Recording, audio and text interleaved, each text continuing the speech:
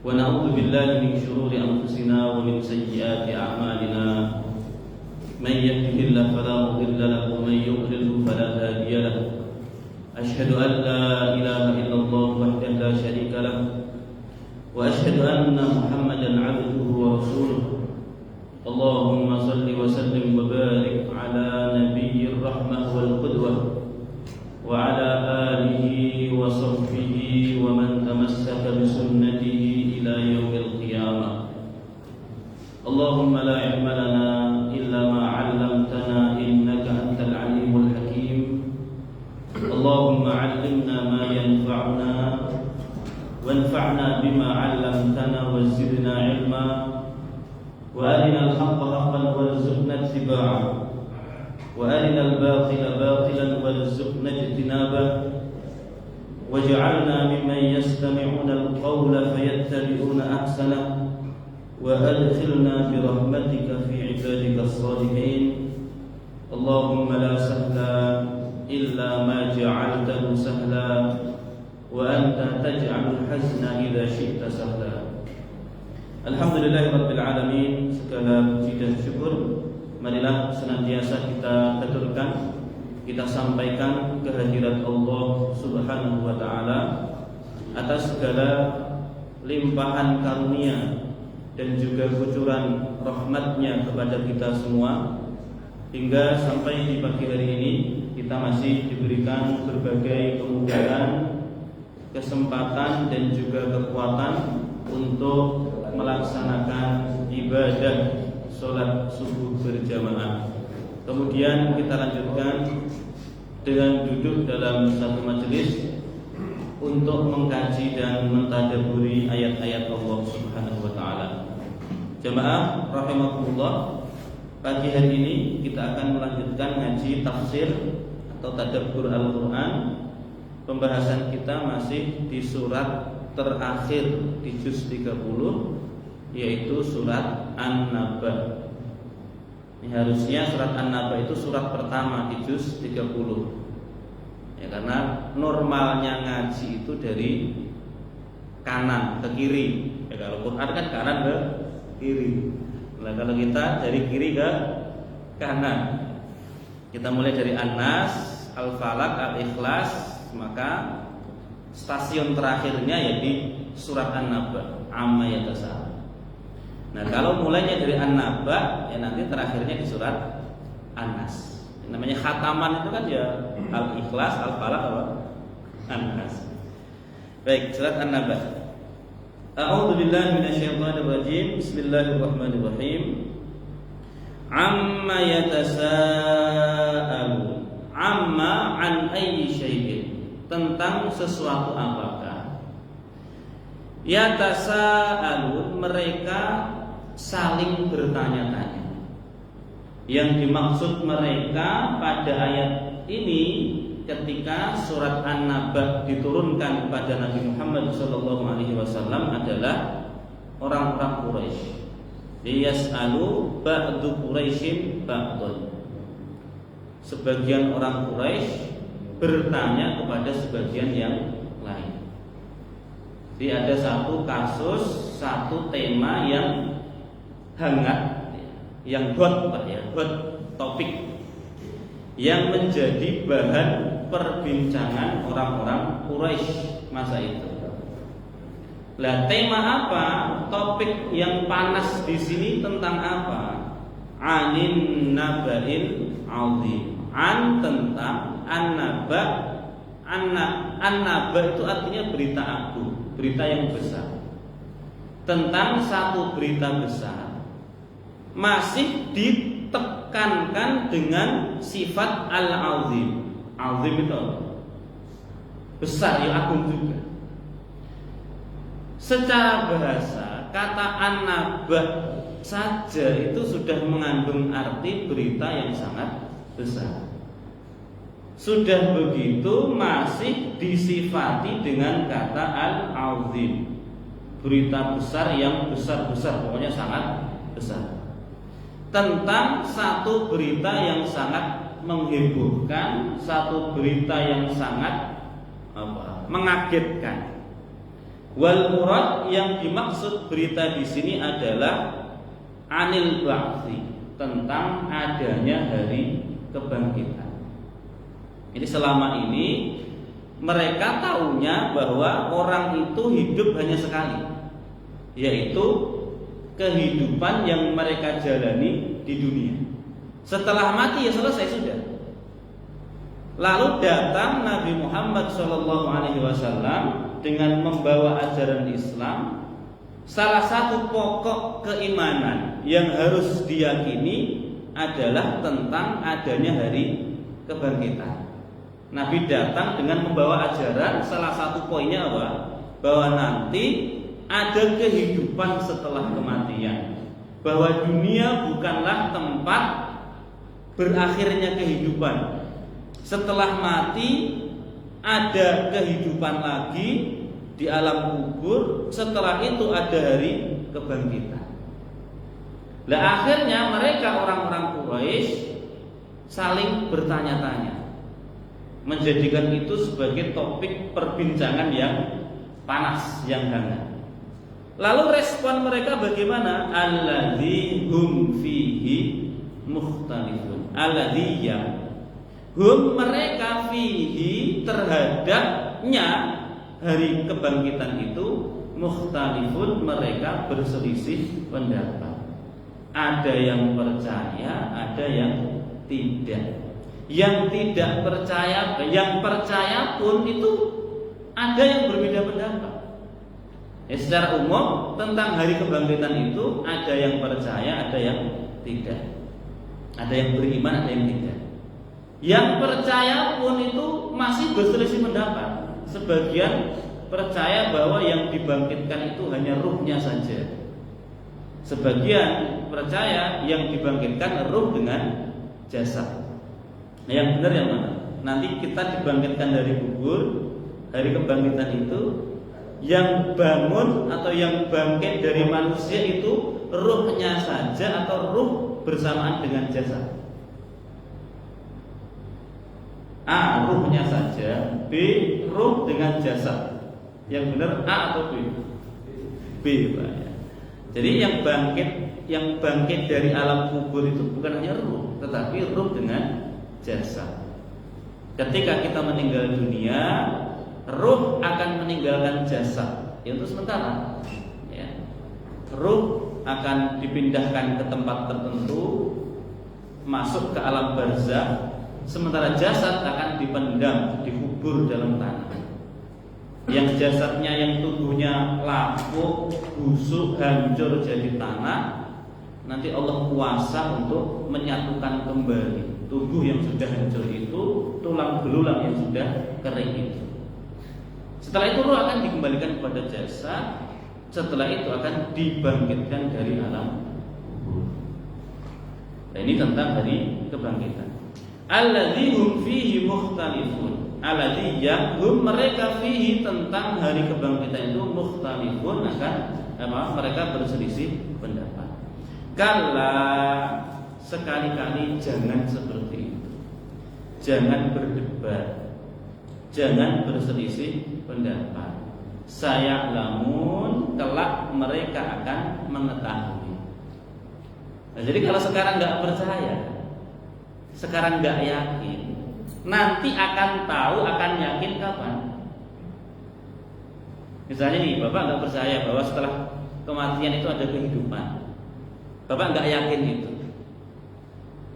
Nanti akan ada masa di mana Bapak akan betul-betul yakin, akan betul-betul tahu. Kapan masa itu? Ya setelah mati, Pak. Iya kan? Kalau sekarang nggak yakin, ya terserah Bapak. Ya terserah Bapak. Kalau saya sih yakin, ya. Nah, saya yakin bahwa setelah kematian itu ada kehidupan. Meskipun saya belum mati dan saya belum mengalaminya. Keyakinan yang didasari oleh ilmu. Ya karena kita mengkaji bukti-bukti yang disampaikan oleh Rasulullah, kabar-kabar yang dijelaskan dalam Al-Quran tentang adanya hari kebangkitan, tentang adanya kehidupan setelah kematian. Lalu kita mengimani dan meyakini.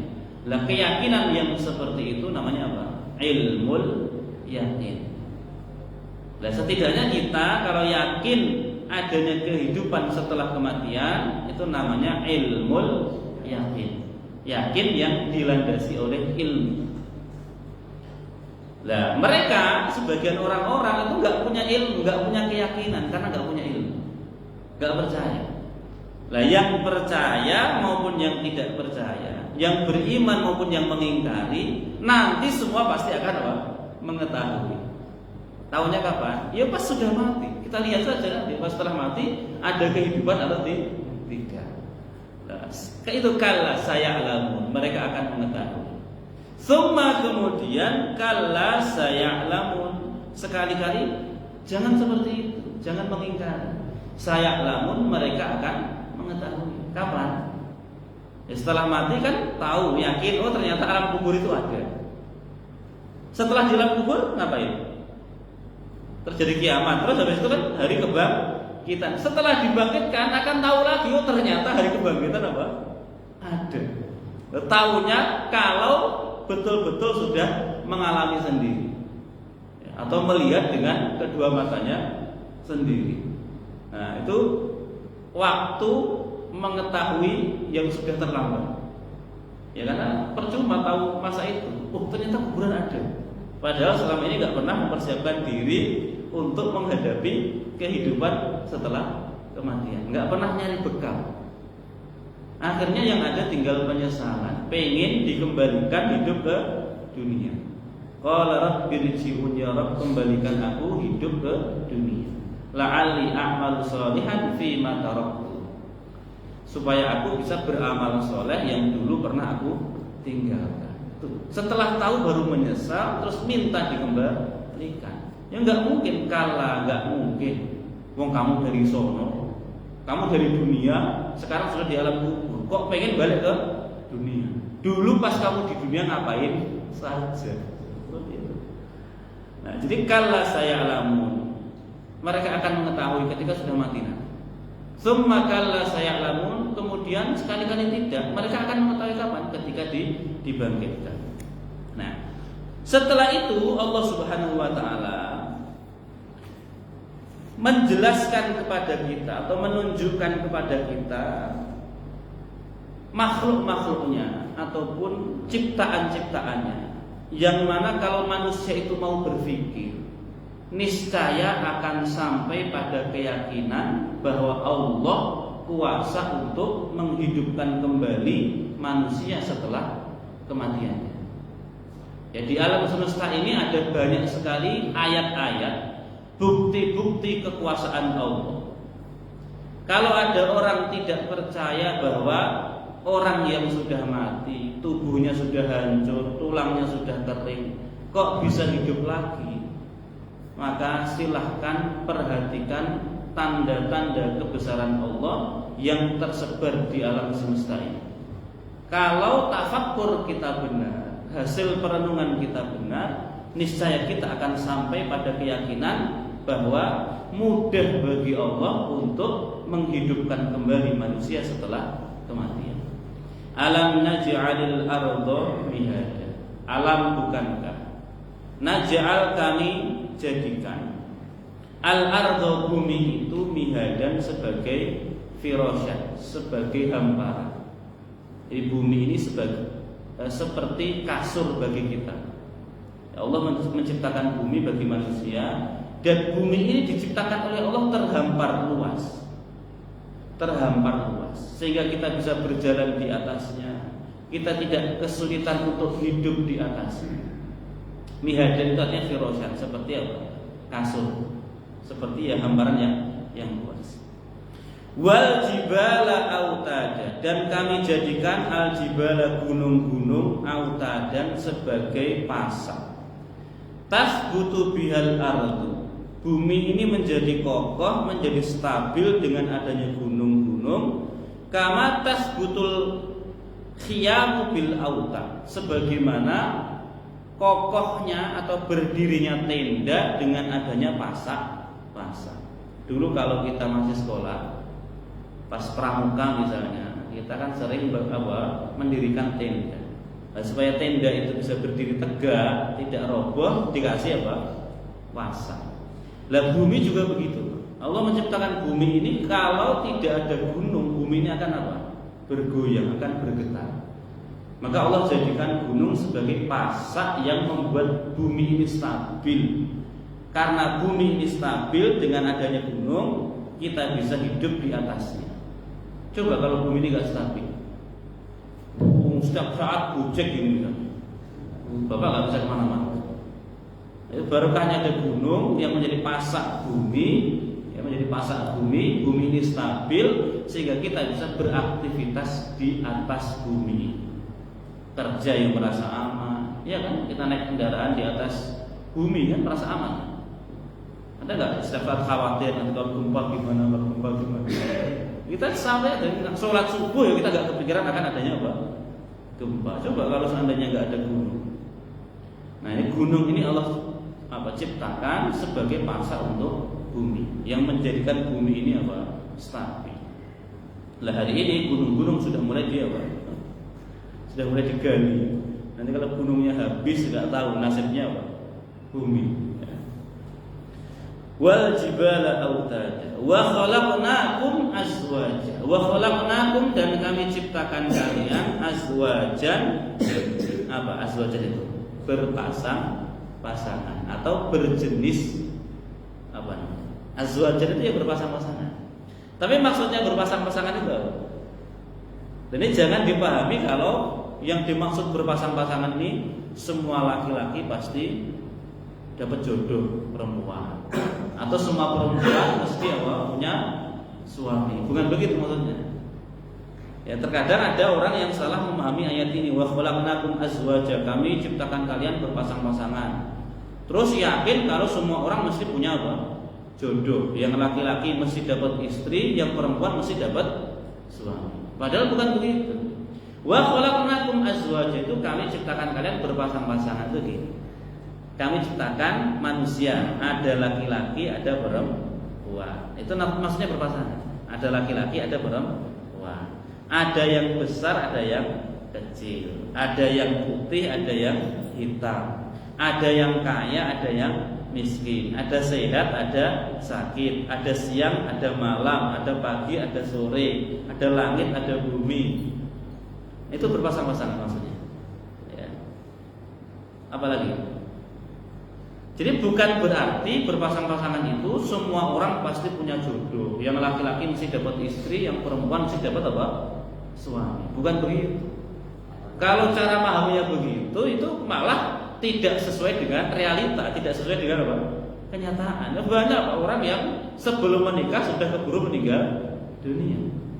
Misalnya ada bayi lahir, remaja terus meninggal dunia, dia kan belum menikah. Berarti kan nggak dapat pasangan di dunia. Atau orang hidup sampai tua nggak benar-benar nggak menikah, entah karena nggak laku atau memang nggak pengen menikah sampai meninggal misalnya. Ya nggak menikah itu macam-macam, alasannya macam-macam. Ada yang nggak laku memang, yang nggak ada yang mau gitu kan. Ada yang memang nggak pengen menikah. Ya kayak Nabi siapa ya? Ada Nabi yang nggak menikah. Ya. Nabi Yahya. Ya, Nabi Yahya itu nggak menikah. Yahya itu anaknya siapa? Nabi Zakaria. Ya. Rabbana hab lana min ladunka dzurriyyatan thayyibah innaka sami'ud du'a. Fanadatul malaikatu wa huwa qa'imun yusalli fil mihrab anna Allah yubashshiruka bi Yahya musaddiqan bi kalimatin minallahi wa sayyidan wa hasur. Nah, kata hasur. Kata Allah pada Nabi Zakaria, kami beri kabar gembira kamu dengan lahirnya Yahya. Jadi nama Yahya itu nama yang diberikan oleh Allah Subhanahu wa taala. Nama pemberian Allah untuk anaknya Nabi Zakaria. Mubasyiruka Fanadatul malaikatu wa huwa qa'imun yusalli fil mihrab anna Allah yubashshiruka bi Yahya musaddiqan bi kalimatin minallah wa sayyidan wa hasur. Dia akan menjadi sayyid, pemimpin, tapi hasur. Hasur itu apa? Dia tidak menikah. Ya kayak semuanya enggak menikah. Itu Nabi Yahya. Kemudian di kalangan para ulama juga ada ulama-ulama yang sampai akhir hayatnya itu tidak menikah. Salah satu contohnya adalah siapa? Imam Nawawi. Imam Nawawi yang terkenal itu, Pak. Bukan Nawawi al-Jawawi, Jawi bukan, yang dari Jawa bukan. Yang dari Banten bukan. Nawawi yang benar-benar Imam Nawawi. Yang ngarang apa? Riyadhus Shalihin. Kemudian apa? Arba'in Nawawiyah. Hadis Arba'in itu yang 40 itu. Kemudian Al-Adhkar, Syarah Sahih Muslim, banyak karya beliau ya. Nah, beliau sampai usia sekitar 47 tahun itu wafat dan belum apa? Menikah. Nah, alasannya mesti bukan karena nggak ada yang mau, bukan. Tapi karena beliau memang sibuk dengan apa? Ilmu, sibuk dengan belajar, sibuk dengan menulis. Makanya ya seakan-akan nggak ada waktu untuk mikirin apa? Perempuan itu. Makanya umur beliau diberkahi. Ya, meskipun meninggal di usia yang tergolong masih muda, 47 tahun. Tapi karya beliau itu sampai detik ini dipelajari hampir di semua masjid di dunia. Kalau Bapak ngaji kemanapun, di masjid manapun yang ada kajian rutinnya, itu hampir itu semuanya. Semua masjid itu mesti ada kajian yang membahas kitabnya siapa? Imam Nawawi. Kajian tentang hadis Arba'in Nawawi, kajian tentang Riyadhus apa? Shalihin. Nah, itu sangat berkahnya umur beliau. Jadi wa khalaqakum azwaja, kami ciptakan kalian berpasang-pasangan. Ya, ada besar, ada kecil. Ada yang beriman, ada yang kafir. Itu sudah sunatullah. Enggak mungkin semua orang itu akan beriman, itu enggak mungkin. Semua penduduk bumi yang misalnya jumlahnya 7 miliar atau 8 miliarnya akan beriman semua, itu enggak mungkin. Kenapa? Nah, kalau semuanya beriman, terus nanti orang Islam itu mendakwai siapa? Kalau ya ada baik, ada buruk, itu sudah sunatullah. Ya. Ada yang zalim, ada yang dizalimi, itu sudah sunatullah. Jadi menghapus kemiskinan itu nggak bakal terjadi. Ada yang kaya, ada yang miskin, nggak bisa. Visi saya kalau saya jadi pemimpin, saya akan menghapus kemiskinan. Itu jangan percaya, nggak mungkin. Karena bertentangan dengan apa? Sunatullah, sudah nggak mungkin. Coba. Jangankan untuk ruang lingkup negara atau dunia, ruang lingkup sini saja itu nggak bakal bisa. Bapak jadi lurah misalnya, kalau saya kepilih jadi lurah kan nggak dipilih kan? Apa? Kades, kepala desa. Kalau saya terpilih jadi kepala desa, saya akan menghapus kemiskinan, nggak bakal bisa. Menentang sunatullah. Kenapa? Karena adanya ciptaan Allah yang berpasang-pasangan inilah yang membuat bumi ini berjalan dengan semestinya. Kalau seandainya Allah tidak menciptakan segala sesuatu berpasang-pasangan, itu kacau dunia.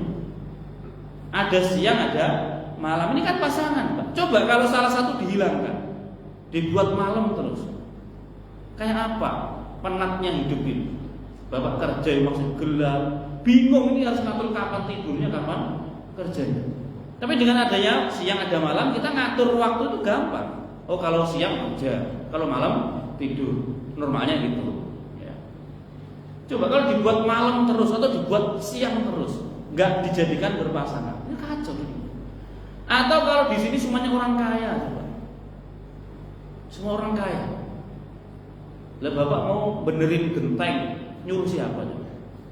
Mau misalnya bersihin got depan rumah, Bapak orang kaya kan nggak mungkin Bapak lumpur-lumpuran kan, pengen bayar orang. Lu mau bayar siapa? Semuanya orang apa? Kaya, nggak butuh duit semuanya. Coba. Nah, dengan adanya pasangan ini, ada yang kaya, ada yang miskin. Nah, yang kaya bisa menggunakan hartanya untuk menggaji yang miskin, mengupah yang miskin. Yang miskin bekerja untuk yang kaya. Ini sudah sunatullah. Ada yang pintar, ada yang bodoh. Itu sudah sunatullah, Pak. Jadi menghapus kebodohan itu nggak mungkin. Menghapus kebodohan itu tidak. Itu sudah sunatullah. Ada yang miskin, ada yang pintar, ada yang bodoh. Nah, kalau semuanya pintar, di sini semuanya pintar. Lalu yang duduk di sini siapa? Iya kan, mesti Bapak nggak terima bahwa pintar diceramahin kan nggak terima mesti kan. Mesti pengen gantian Ustaz sesekali. Gitu. Barokahnya ada yang pintar, ada yang nggak pintar di situ. Ustaz tetap eksis, gitu kan. Dai tetap ada, guru tetaplah laku. Coba kalau semuanya pintar, pekerjaan guru itu akan apa? Hilang. Kalau semuanya dari situ. Makanya wa khalaqnakum azwaja. Kami ciptakan kalian itu berpasang-pasangan. Ada yang kaya, ada yang miskin, ada yang laki, ada perempuan, ada besar, ada kecil, ada yang lahirnya normal, ada yang tidak normal. Itu semuanya bagian dari sunatullah yang membuat alam ini berjalan dengan semestinya. Wa ja'alna naumakum subata. Wa ja'alna, dan kami jadikan naumakum, tidur kalian, subatan. Subatan ay rohatan, sebagai istirahat. Subatan itu dari kata Sabtu. Ada hari namanya hari apa? Sabat. Nah, orang-orang Yahudi menyebutnya Yaumus Sabat. Sabat itu artinya apa? Hari libur, hari istirahat. Jadi kalau untuk hari, umat Islam ini punya hari raya. Hari rayanya hari apa? Hari Jumat. Nah, kalau orang-orang Yahudi hari rayanya hari apa? Hari Sabat, Sabtu. Nah, orang Nasrani hari rayanya hari Ahad. Nah, berurutan. Kita hari rayanya hari Jumat, orang-orang Yahudi hari Sabat, orang-orang Nasrani hari Ahad. Nah, Yaumus Sabat, hari Sabtu itu ditetapkan bagi orang-orang Yahudi sebagai hari istirahat. Mereka nggak boleh kerja pada hari Sabtu. Ya, makanya kita pun hari ini Pak masih terkena Pak doktrin ataupun masih mengikuti ajaran Pak orang-orang Yahudi. Kalau Sabtu kan libur kan? Nah, makanya Bapak kan pengen menyelisih orang-orang Yahudi. Sabtu tetap apa? Orang Yahudi kan Sabtu libur. Bapak pengen menyelisih orang-orang Yahudi. Sabtu tetap apa? Kerja. Kan bagus ya. Saya nggak pengen kayak orang Yahudi Sabtu libur. Saya tetap lembur kerja ya Pak. Sabtu. Alasan agamisnya begitu. Padahal sebenarnya karena kepepet. Harus kerja gitu. Nah, dulu kan begitu Pak. Jadi orang Yahudi itu ada aturan bagi mereka hari Sabat itu nggak boleh kerja. Itu waktu istirahat. Ya. Tetapi justru Allah menguji mereka. Pas hari Sabtu itu hasil laut atau ikan-ikan itu justru apa? Banyak melimpah. Ibarat mereka kan kerjanya misalnya sebagai nelayan, nyari ikan. Senin hari Ahad sampai hari Jumat, ya ikannya biasa. Lepas ketetapan hari libur gak boleh kerja, malah Allah uji dengan hasil yang apa? Ikan yang sangat banyak. Akhirnya banyak di antara orang-orang Yahudi yang melanggar aturan Yaumus Sabat. Sabtu tetap apa? Kerja. Itu tetap ada Yahudinya juga Pak. Sisi-sisi Yahudi yang apa? Ngeyel Pak. Yang bangkang. Harusnya aturannya nggak boleh kerja. Tapi karena melihat kok malah ikannya sangat banyak pas hari Sabtu. Sabtu akhirnya tetap kerja. Yang agak pintar mereka ngakali. Satu sisi nggak pengen melanggar aturan, tapi satu sisi pengen dapat apa? Ikan yang banyak gimana? Nah, mereka pasang jebakan. Hari Jumatnya, Sabtunya nggak ngapa-ngapain, panennya hari apa? Minggu. Ini yang kakal, yang bodoh nih. Nah, yang normal Yahudi yang taat, ya sudah mencukupkan diri selesai kerja hari Jumat. Sabtu nggak kerja sudah. Ibaratnya nerima lah, dapat berapapun nerima. Baru Minggu kerja lagi, gitulah. Nah, yang bangkang itu dilanggar aturan Yaumus Sabat itu, karena melihat dari Sabtu kok ikannya melimpah.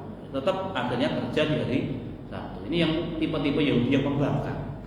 Nah, yang ngakalin, yang pintar, yang licik, enggak, dia enggak, satu sisi takut melanggar aturan, tapi satu sisi tidak ingin melewatkan kesempatan. Akhirnya apa? Jumat masang jebakan. Sabtu enggak apa-apain, biarin ikan masuk apa?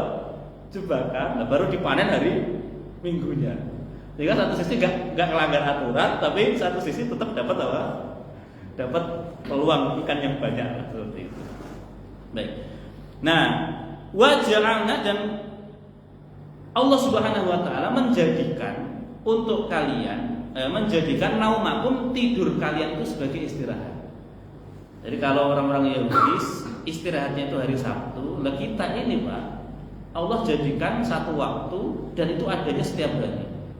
Dan waktu itu dijadikan oleh Allah sebagai waktu istirahat. Kapan waktu tidur? Nah, tidur ini adalah salah satu cara istirahat yang paling efektif untuk mengembalikan tubuh ke setelan normal, atau bahasa gampangnya mengembalikan stamina tubuh. Bapak misalnya kerja seharian capek, Sampai rumah rebahkan badan, tidur semalam, pagi-pagi badan sudah apa? Sudah fit kembali. Ini hebatnya tidur ya. Tidur ini ngapain sih kita tidur itu? Kan nggak ngapa-ngapain kan? Cukup kita tidur itu ya nggak sadar kan? Terkadang ketika tidur ya kita dikasih mimpi, terkadang ya nggak mimpi sama sekali, tahu-tahu sudah bangun. Ada yang sering mimpi, pas tidur ada yang sering mimpi. Ada yang sering mimpi apa? Dalam tidur itu mimpi masih kerja, ada. Bapak kerja, terus mimpi masih kerja. Itu sinyal kalau kerjaan bapak terlalu apa? Berat.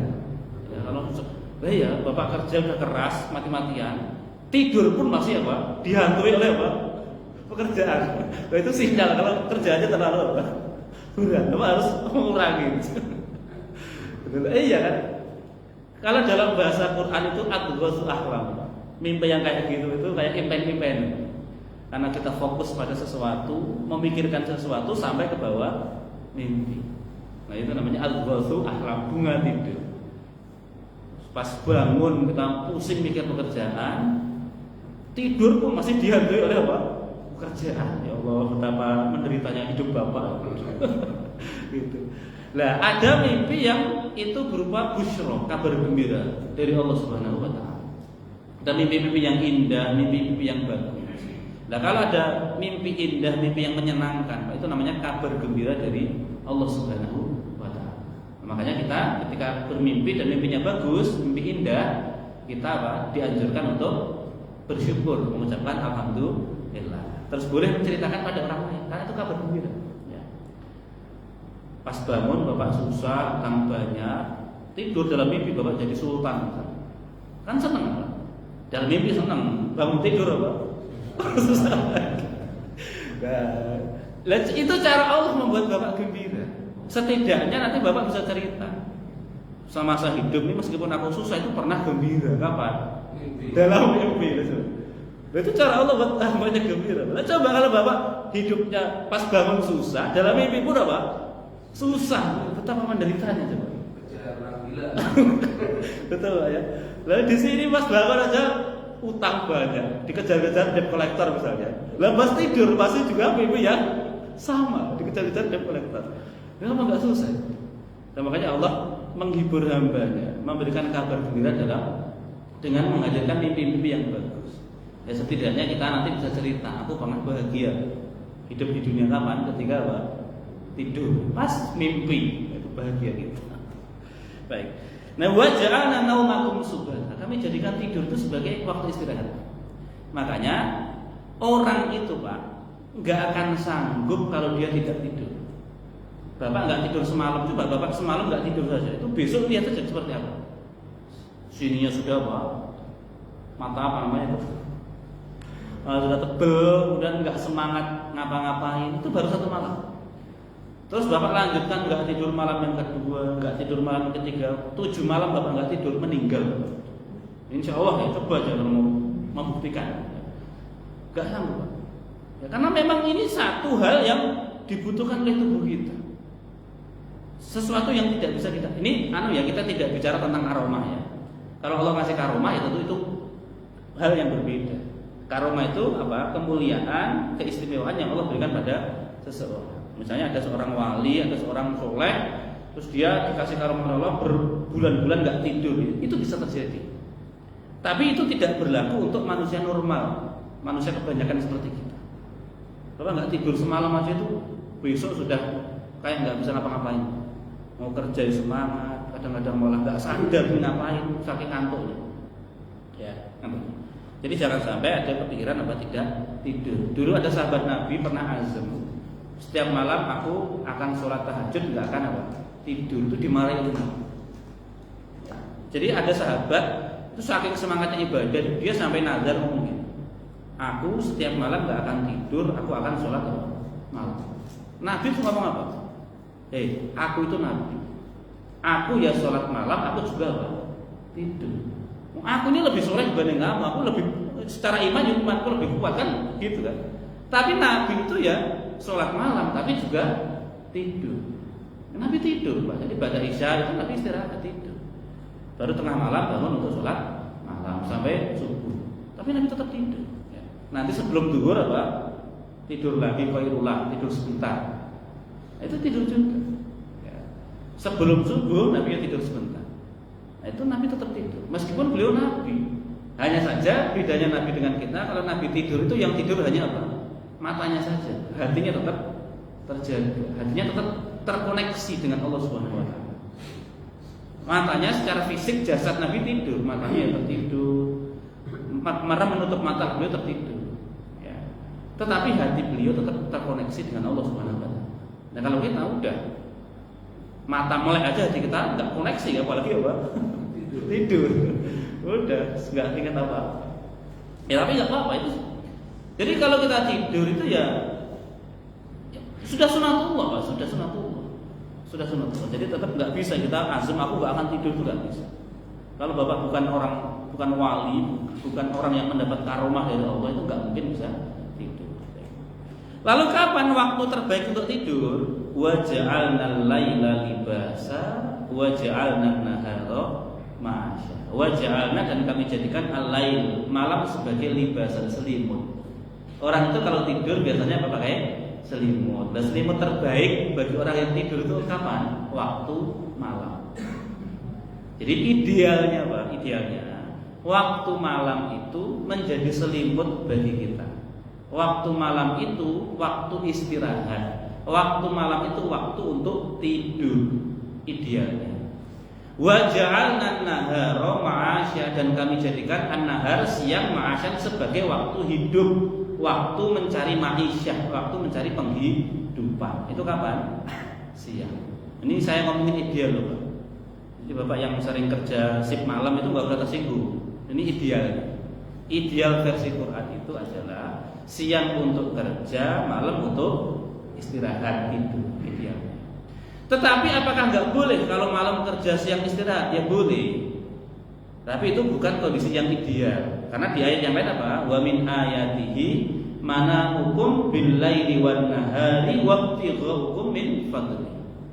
Di antara ayat Allah, tanda kekuasaan Allah adalah tidur kalian di waktu malam dan siang, serta kerja kalian di waktu malam dan siang. Jadi boleh Bapak tidur di waktu siang, kerjanya malam hari, itu boleh, nggak apa-apa. Ada ayatnya, maksudnya ada ayat yang membolehkan kerja di waktu malam, istirahat di waktu siang. Atau setengah malam kerja, setengah siang kerja. Setengah malam yang lain istirahat, setengah siang yang lain apa? Istirahat. Itu juga boleh, nggak apa-apa. Ya. Tetapi idealnya, normalnya itu adalah apa? Siang itu waktu untuk kerja, malam untuk apa? Istirahat. Dan itu berlaku bukan hanya pada manusia, Pak. Hampir semua binatang juga begitu cara kerjanya. Kalau siang mereka keluar untuk cari makanan, untuk bertahan hidup, malam pulang ke sarangnya, pulang ke kandangnya, itu binatang. Tetapi Allah ngasih contoh, ada binatang yang tidak seperti itu, kerjanya malah di malam hari. Apa contohnya? Lalon, misalnya kelelawar. Siang nggak mau keluar Pak, baru kelayapan kalau malam hari. Nah itu isyarat saja, binatang saja ada yang nggak ideal. Maka manusia juga boleh tidak ideal. Idealnya ya siang kerja, malam istirahat. Idealnya begitu. Tetapi gimana pun hidup ini, dunia ini sudah tidak ideal. Ya sudah, nggak apa-apa. Kalau Bapak dapat shift malam misalnya, sudah, nggak usah bawa ayat Quran. Ya. Shift malam terus Bapak ceramai atasan, Bapak dipecat Bapak. Wah ini nggak sesuai Al-Quran Pak. Wa ja'alna laila libasa wa ja'alna nahara ma'asya. Kerja itu siang Pak, malam istirahat. Gak boleh ada shift malam. Bener Pak, gak ada shift malam, Bapak dipecat, gak kerja lagi sudah. Itu bahaya malah. Ya, jadi idealnya adalah siang itu kerja, malam istirahat. Karena beda Pak, tidur di waktu malam dengan tidur di waktu siang itu apa? Dampaknya bagi tubuh sama atau beda? Beda loh. Sama-sama tidur 5 jam misalnya. Bapak tidurnya di malam hari, jam 11 sampai jam 4 misalnya. Bapak tidur jam 11 sampai jam 4, itu kan 5 jam. Kita tidur 5 jam di malam hari atau 6 jam di malam hari, itu sudah cukup untuk apa? Membuat tubuh itu fit, stamina kita kembali sehingga kita bisa apa? Beraktivitas normal di siang hari. Tapi kalau bapak misalnya semalam begadang nggak tidur, terus diganti tidur 5 jam habis subuh kok tidur sampai nanti jam 11 misalnya, itu bapak bangun tidur itu masih apa? Masih suntuk, masih aras-arasan orang Jawa. Nah, karena memang beda dampak tidur bagi tubuh ya, antara waktu malam dengan waktu siang itu berbeda. Jadi waktu malam itu meskipun sebentar tidur, ya, ambil waktu untuk tidur. Karena itu dampaknya bagi tubuh sangat baik, ya, sangat baik. Wa ja'alna al-laila libasa. Kami jadikan malam sebagai selimut, wa ja'alna an-nahara ma'asya, dan kami jadikan siang sebagai waktu penghidupan, waktu hidup. Normalnya begitu, ideal begitu. Tapi bagi yang tidak ideal juga apa-apa.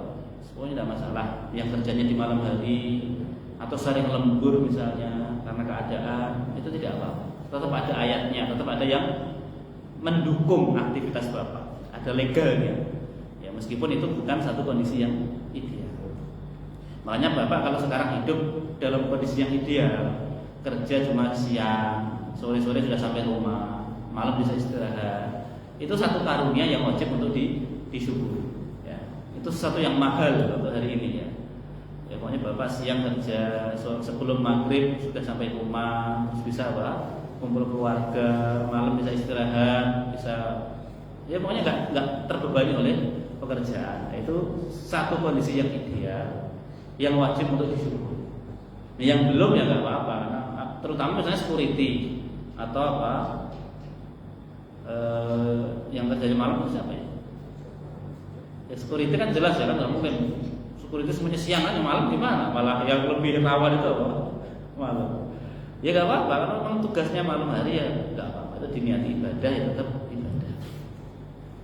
Wa banaina, dan kami bangun fauqakum, di atas kalian, sab'an, 7, yang maksud 7 ini adalah langit. Ya. Kami bangun di atas kalian langit, lapisnya ada 7. Langit 1, 2, 3, 4, 5, 6, 7. Ya tentu ini di luar jangkauan manusia. Tapi kita harus percaya, di atas kita ini ada 7 atap. Ya, kalau langit itu kita anggap sebagai atapnya bumi, atapnya dunia, maka di atas kita ada 7 lapis atap. Itu kalau roboh, Pak, habis gitu. Satu atap aja roboh itu habis gitu. Namanya kiamat nanti, hancurnya kita itu kayak apa? Bisa dibayangkan. Atapnya aja roboh, runtuh, nasib bawahnya bagaimana? Ya. Lah 7 lapis langit ini satu hal yang harus kita imani, meskipun kita nggak akan bisa menjangkaunya. Apapun yang kita lihat di atas kita ini masih as-samaud dunia, namanya langit dunia, langit yang paling dekat dengan kita. Nabi Muhammad SAW ketika Mi'raj itu sudah melewati 7 lapis langit melalui pintu-pintunya, pintu yang dijaga oleh malaikat. Begitu pintu itu dibuka, Nabi dan malaikat Jibril baru bisa melewati langit 1, 2, 3 sampai langit ke-7. Nah, pertanyaannya begini, Pak. Kalau disebut kata langit, yang kita bayangkan, langit itu seperti apa sih keadaan langit? Kalau Bapak membayangkan langit itu seperti apa?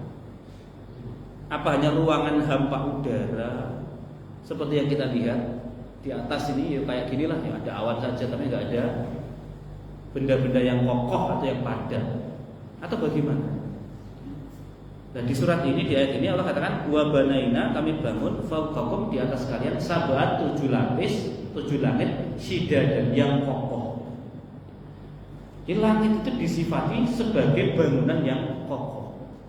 Jadi tentu tidak seperti yang kita duga, kita bayangkan kalau langit itu hanya ruang hampa udara atau ruang apalah yang kayak di film-film itu, enggak seperti itu.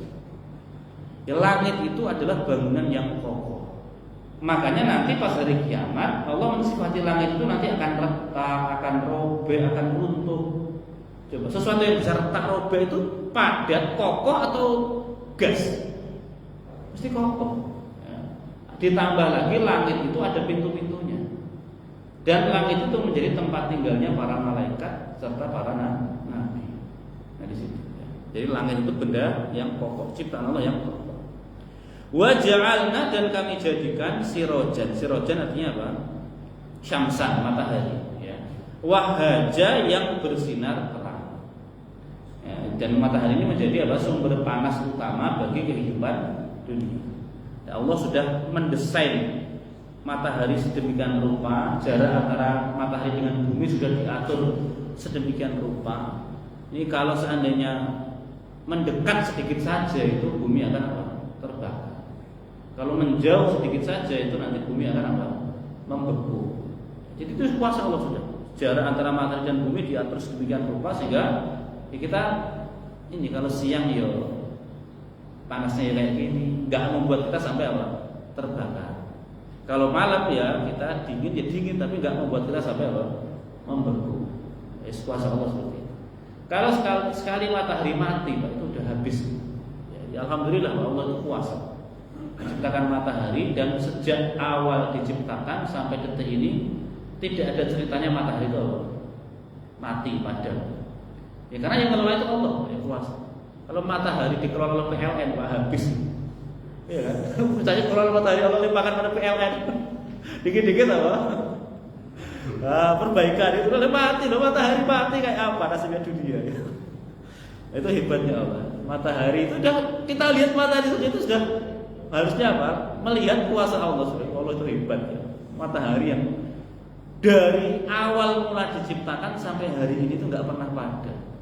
Itu membuatnya dari materi apa, bahan bakarnya apa, itu nggak bisa kita jangkau. Tapi kok yo bisa ya Allah menciptakan itu. Baik.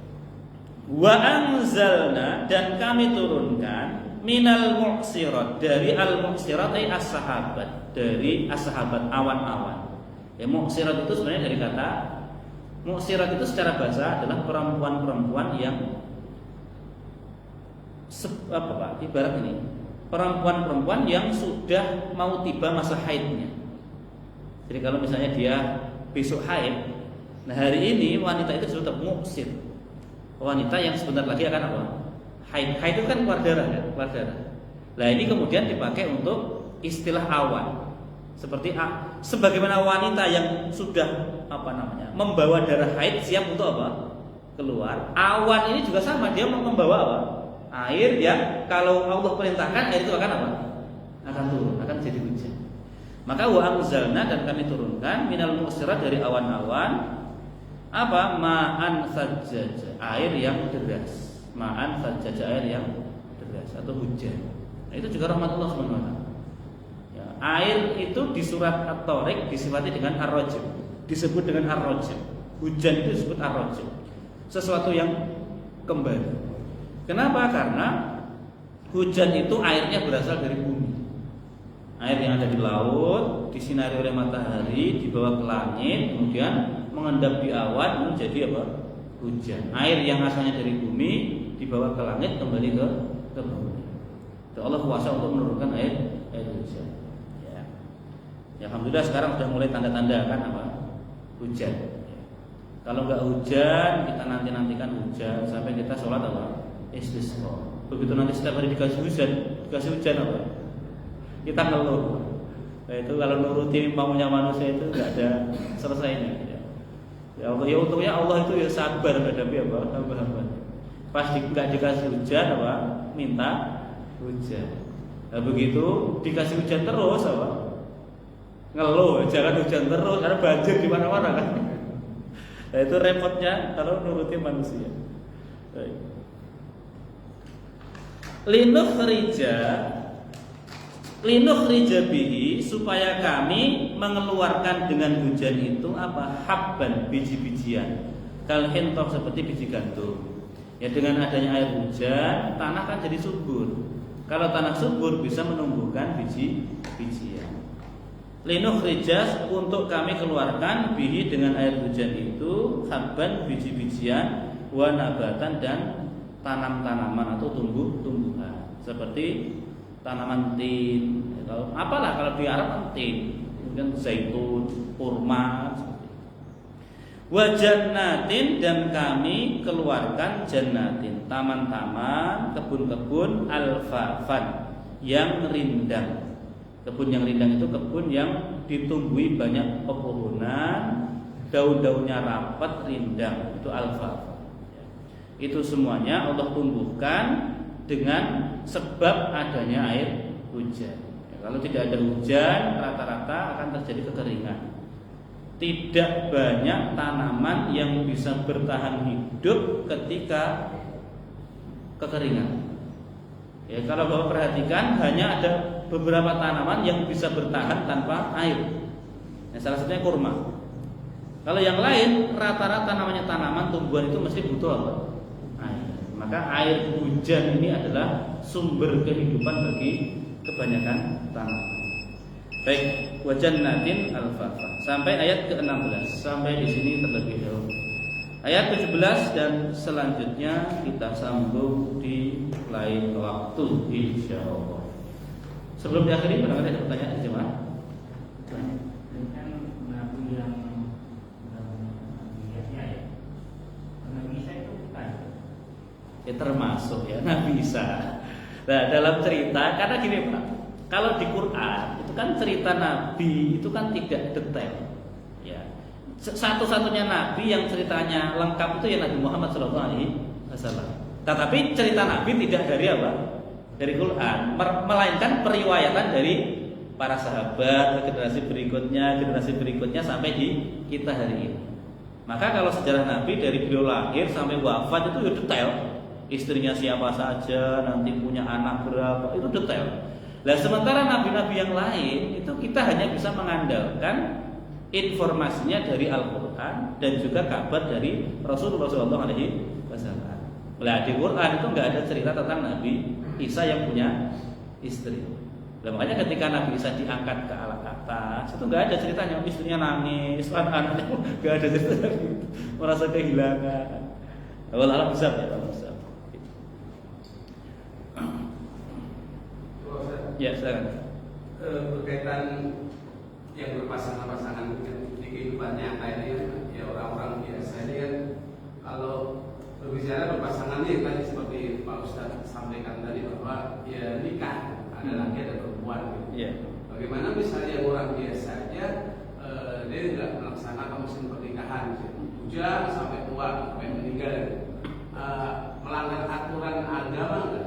Baik. Yang kedua Pak Ustadz berkaitan dengan tadi berpasangan tadi anak soleh itu melalui pendidikan atau genetik mungkin tidak gitu apa mungkin ditakdirkan kamu bakal jadi anak soleh.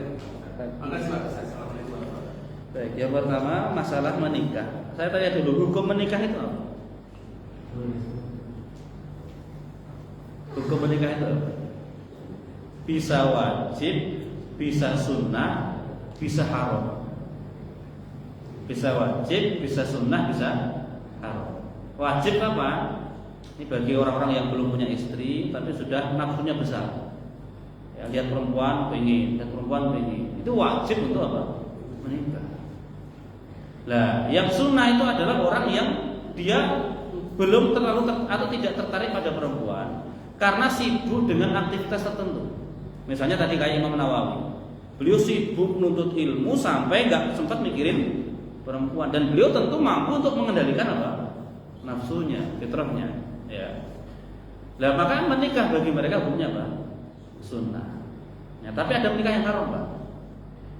Itu kalau bapak sudah menikah, belum mampu ngasih nafkah pada istri, terus pengen nikah lah, lagi. Iya kan? Beda punya istri satu, nggak mampu ngasih nafkah, terus pengen nikah lagi. Jadi kayaknya dia itu haram tuh. Iya kan? Udah masih dolim pada istri pertama, kok nikah lagi itu haram. Nah gitu ya. Jadi menyikapi kalau ada orang yang sampai tua sampai bahkan meninggal gak menikah itu ya kita nggak bisa memukul rata. Ya kita nggak bisa mengatakan oh ini berarti menyalahi aturan, enggak. Ya tergantung keadaannya tadi. Karena Nabi pun ada yang tidak menikah, kemudian para ulama pun juga ada sebagian mereka, ya nggak banyak sebagian mereka yang sampai akhir hayat juga tidak menikah. Itu mereka ya. Tapi kalau untuk hari ini saya rasa tidak ada yang bisa seperti para ulama. Ya, karena masa mereka dengan masa kita itu beda, Pak. Ya kan? Kalau mereka mungkin wanitanya masih menjaga diri, terus mereka juga sulit untuk melihat apa? Wanita. Iya kan? Biar tempat laki-laki perempuan bisa. Kemudian wanitanya juga menutup aurat dengan sempurna. Jadi mereka tetap sulit untuk melihat perempuan. Dan kalau sekarang, Bapak buka handphone aja langsung lihat apa? Perempuan. Iya kan? Bapak buat TikTok langsung lihat apa? Perempuan joget-joget lagi. Maka untuk orang yang hidup di masa sekarang itu tetap pilihan terbaik adalah menikah. Tetap menikah. Makanya kalau ada kerabat saudara yang belum menikah, itu bisa jadi bukan karena dia nggak pengen menikah, tapi karena dia mungkin belum tahu harus menikah dengan siapa, atau belum ada yang mau sama dia. Nah, maka tugas kita adalah dia membantu ikhtiarnya. Kalau ada kenalan, ya coba disambungkan barangkali apa? Jodoh. Itu ikhtiar saja. Tapi kalau ternyata sudah kita ikhtiari, dia juga sudah nggak menutup diri, ternyata nggak ada yang mau sama dia, ya sudah takdirnya, Pak. Takdirnya sampai mati nggak dapat apa? Jodoh. Ya seperti itu. Jadi menikah itu hukumnya bisa beda, tergantung keadaan orang yang menjalani. Ya, bisa wajib bagi orang yang pokoknya sudah nafsunya besar, terus sudah tertarik pada lawan jenis, berpotensi maksiat. Kalau nggak nikah malah zina, itu harus menikah, wajib menikah. Anak-anak bapak misalnya sudah remaja, sudah siap nikah misalnya, sudah punya wanita yang disenangi, itu bapak wajib segera menikahkan. Kenapa? Karena kalau tidak dinikahkan, segera itu potensi apa? Maksiat. Malah nanti sudah kemana-kemana duluan, belum sah itu kan, sudah macam-macam. Ya, maka itu hukumnya wajib lu segera menikah. Tapi kalau orang yang memang sibuk dengan pekerjaan, sibuk dengan ilmu, belum terlalu mikirin tentang apa? Nikah. Bagi mereka hukum nikah sunnah. Sunnah karena itu apa mengikuti Rasulullah SAW. Nah, tapi bisa haram. Kasus saya tadi itu bisa haram. Gitu. Terus yang kedua masalah anak soleh. Anak soleh itu faktor genetik atau bukan? Bukan. Kalau faktor genetik itu mesti harusnya gini, Pak. Anak semua nabi itu harus apa? Soleh. Karena nabi itu mesti soleh kan? Nggak ada nabi yang nggak soleh. Semua nabi itu soleh, alim. Tapi Allah menunjukkan bahwa ada anak nabi yang kufur, tidak soleh. Anaknya nabi siapa? Nabi Nuh misalnya. Itu nggak soleh. Berarti kan ini sudah menjadi bukti kalau kesolehan itu bukan faktor apa? Genetik. Nah, kalau alasan genetik, yang bapaknya kafir, anaknya harus apa? Kafir. Tapi ada nggak bapaknya kafir, anaknya menjadi soleh? Banyak, Pak. Banyak, Pak. Abu Jahal itu kafirnya kayak apa? Tapi beliau punya anak, salah satunya itu jadi sahabat Nabi, pejuang dalam Islam. Abu Jahal atau Abu Lahab antara itu apa? Abu Lahab itu kafirnya kayak apa? Ya, Abu Thalib lah. Abu Thalib itu beliau kan nggak beriman pada Nabi Muhammad, tapi punya anak namanya siapa? Ali. Lah Ali malah menjadi menantunya Rasulullah ya, karena solehnya Ali bin Abi Thalib. Itu. Jadi bukan faktor genetik, Pak. Maksudnya begini, senakal apapun kita atau sebodoh apapun kita misalnya, sekelam apapun masa lalu kita, Pak, kita tetap masih punya harapan, punya kesempatan untuk memiliki anak yang soleh dan solehah. Maksudnya begitu.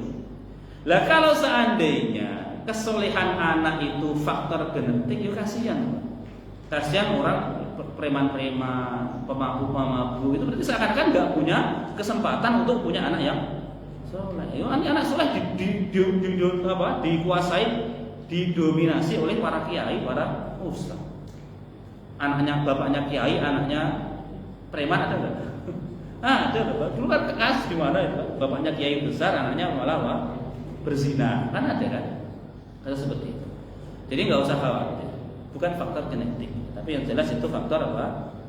Ya bagaimana didikan orang tua, kemudian yang paling jelas adalah takdir Allah Subhanahu wa taala. Itu jelasnya pasti itu ya.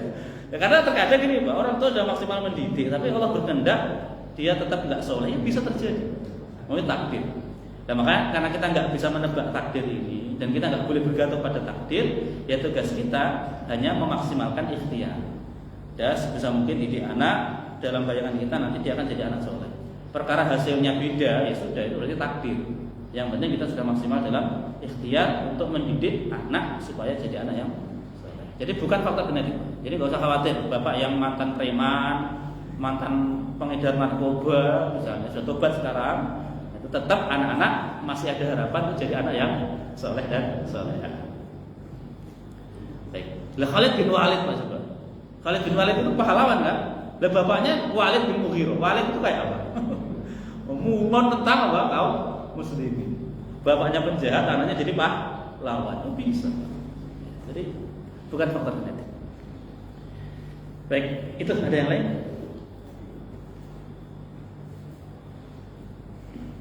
Cukup ya. Kita tutup dengan doa penutup majelis. Subhanakallahumma wa bihamdika asyhadu an la ilaha illa anta astaghfiruka wa atubu ilaik. Assalamualaikum warahmatullahi wabarakatuh.